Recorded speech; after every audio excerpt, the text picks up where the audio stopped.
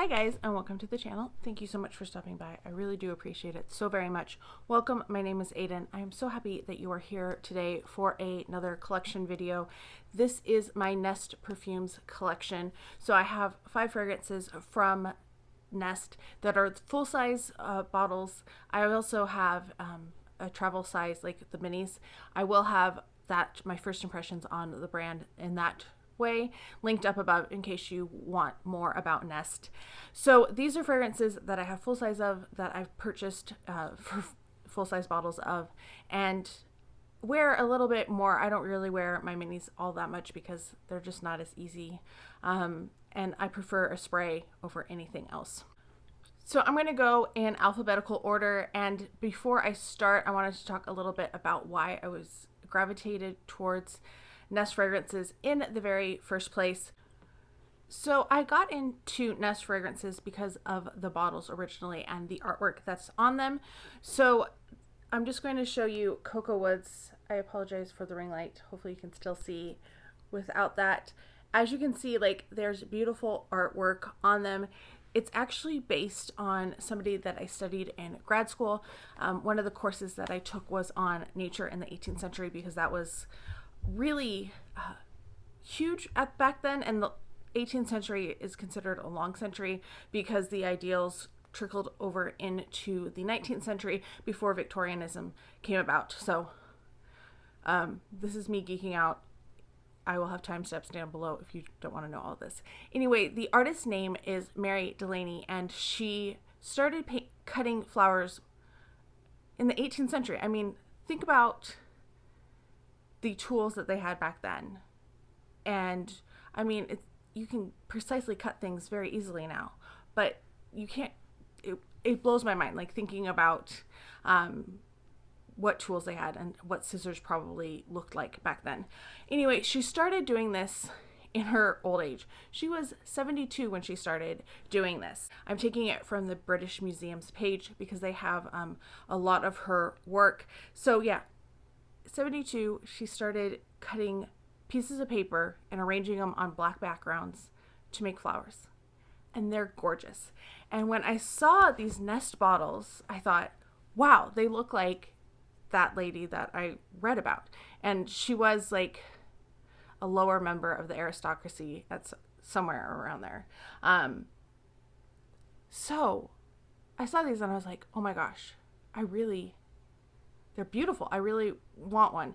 So I did get one, and then I've just been looking for them. All of these I got on sale because that's how I purchase most of my fragrances.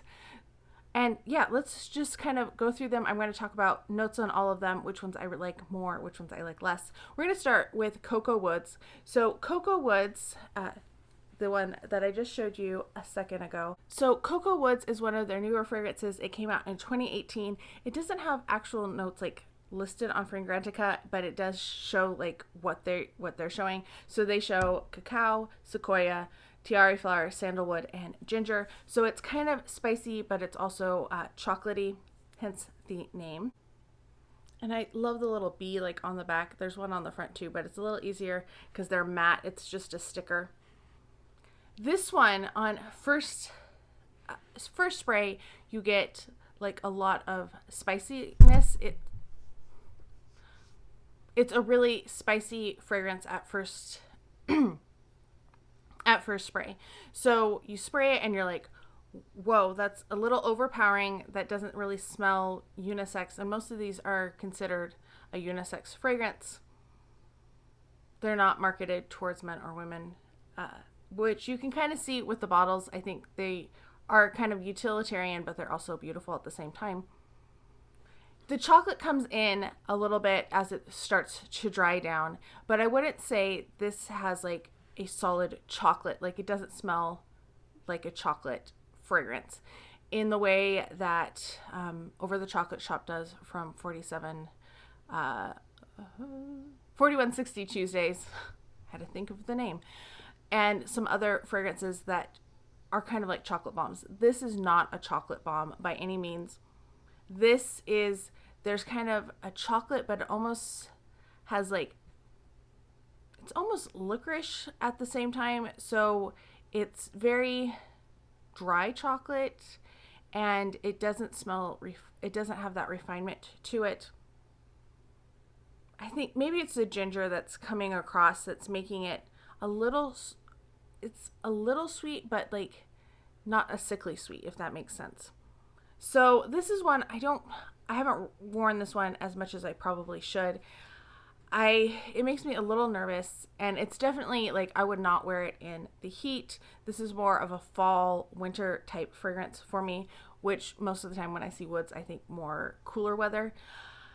I do like it, but it is definitely not my favorite that I've tried from Nest, but I do love the bottle. Next up is Dahlia and Vines, and this came out in 2013, so it's one of their older scents, one of earlier on in their perfume career. They started out as as doing like home fragrances, candles, and that type of things, and they haven't released a fragrance for a while, but they've started doing perfume oils. So I don't know if they're going to continue making fragrances. It would be a shame if they didn't, because they have some really lovely scents. The notes listed on Fragrantica for this one, also, this is kind of like the voting, it's not like the official notes, is peony, rose, narcissus, grapes, and white musk. This one I feel is a more girly type fragrance. It's definitely more feminine, but it's not so overpoweringly sweet that it couldn't be worn by both. And I mean, as everybody says, scent doesn't really have a gender. I like sweet fragrances, so I tend to go, I don't like masculine or unisex fragrances a lot of the time, but that's my personal preferences. I like sweet, I like refreshing, I like something that's kind of energizing. This one is a beautiful floral. I don't really get a lot of fruit in it. It smells like it's a fruity floral, but there's no distinguishing fruits in there. It's just kind of like a sweetness that goes in there. I think you can really smell the peony most out of this. I think it's funny that it's called Dahlia. I don't know what a dahlia smells like anyway. So this one, you would think that it would have dahlia as a note. You think with the vines there would be some greenery to it. I don't get any green in this at all. It says it has grapes, which is funny because in some fragrances I feel like there's kind of a grape note. I get that a lot, I think, with fragrances that have tuberose, like a really sweet tuberose. But I really think the peony comes through the most. Maybe a little of the grape, but it's not like a natural grape that's just kind of, you know, mellow sweetness, not like the stereotypical grape artificial type scent that we come across in other fragrances. I do like this one. This is one that I do wear. It's more of a spring, summer type fragrance for me, not when it's too hot though, because it is pretty sweet. If you have not already subscribed, please do consider subscribing. Let me know which Nest fragrances you have tried. Have you tried any of these? And also, like, let me know which ones you would recommend I get next. I'm always on the lookout for them on sale, but I would love to know which ones you would recommend as well. And also, don't forget to like this video if you are enjoying it, because it really does help out small channels so much. All right, next up is Passiflora.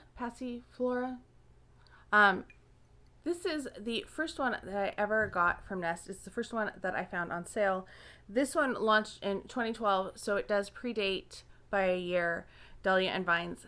The notes in this one are green notes, passion flower, hyacinth, and lily of the valley. So there are no like fruity notes in here. It's very much just like a straight floral with some green notes in there.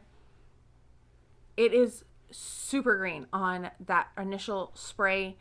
It smells like you have chopped up a whole bunch of greenery, maybe some leaves, not so much grass, but vegetation. Like if you had a machete and you were trying to get through a thicket, I feel like that's really what I get from this scent.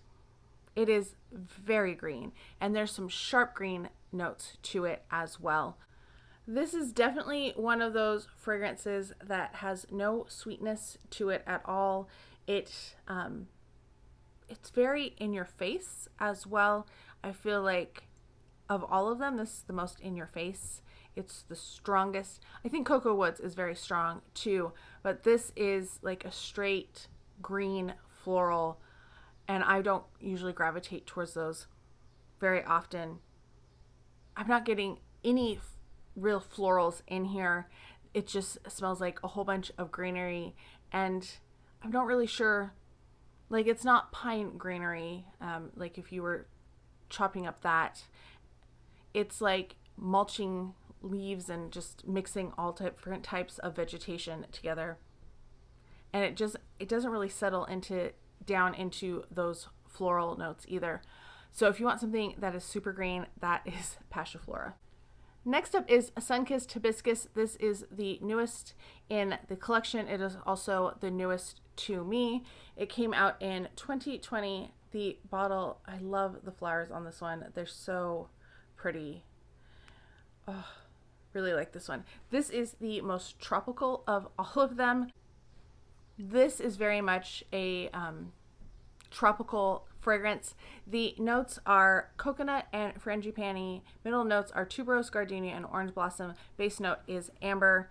I really do get that coconut, and I get the frangipani. I think if you like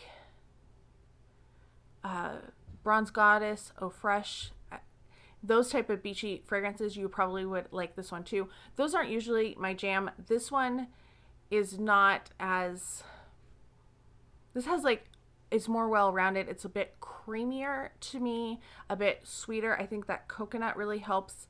I don't really get that coconut in Bronze Goddess, Estee Lauder's Bronze Goddess. I like this one. This one is definitely a summer scent for me. It kind of reminds me, like if you took Beach Walk that has like that more sweetness to it and mix that with Bronze Goddess, you'd be closer to this, but you would need like to throw in Sarah Jessica Parker, New York, NYC Crush, that really coconut in it. If you mix those all together, that's like the closest to this. I like this one much better than most of my beach fragrances that I have. This is definitely a winner to me. I really like it, and like I said, I love the bottles, so, and I love the history behind like their inspiration for the bottles too. Next up I have Wild Poppy, and I think this one, the other ones were all like on sale at Sephora when I got them. I believe this one was part of their like favorites set, so you got like all of the miniatures and then, or like the purse spray, not purse sprays. You got all of the samples and then you could redeem for a full-size bottle. I believe that's how I got this one. It's been a while. Wild Poppy came out in 2019, and I think this is the sweetest of all of the fragrances that they have done. It's definitely whereas the Dahlia and Vines is like a floral with some fruit, this is definitely some fruit with some florals. It has like a brightness to it. Like there's a berry note in there. It's not an overwhelming berry note. Sometimes they can turn a little sharp or just be overwhelming to the composition. That is not the case with Wild Poppy. Once again, the bottles, so pretty. The notes on Wild Poppy are pear, grass France. That's like, that sounds wrong to my, like, as I'm saying it. But pronunciation and getting it out of my mouth don't always mix. Raspberry, jasmine, and apricot. Definitely get that raspberry, but you can tell that it is like mixed with the apricot and pear, which are much more mellow fragrance notes to me. It's really pretty. I really love this one.